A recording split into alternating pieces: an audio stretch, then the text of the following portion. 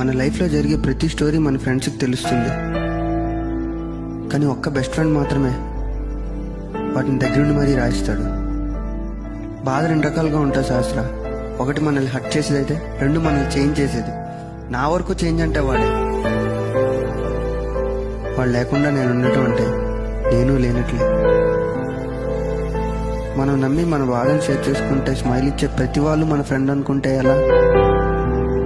వాడు నాతో ఫిజికల్గా లేకపోయినా మెంటల్గా ఎప్పుడు నాతోనే ఉంటాడు.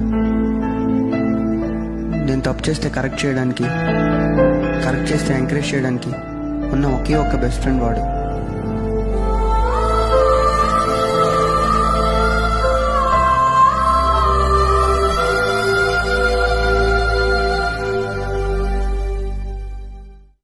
స్నేహం మరణం కూడా వేరు చేయలేని బంధం.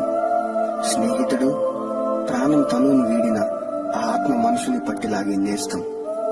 గెలుపు వదిలేసిన, ఓటమి హత్తుకున్నా, ప్రపంచం వెలేసిన, ప్రేమించిన అమ్మాయి కాదన్నా, వెన్ను తట్టి భుజం కలిపి దారి చూపిస్తూ ముందుకు నడిపే బంధం ఏమైనా ఈ సృష్టిలో ఉందంటే అది స్నేహం ఒక్కటే.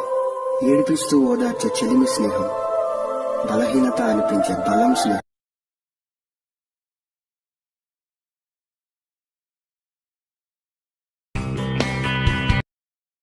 Share chat.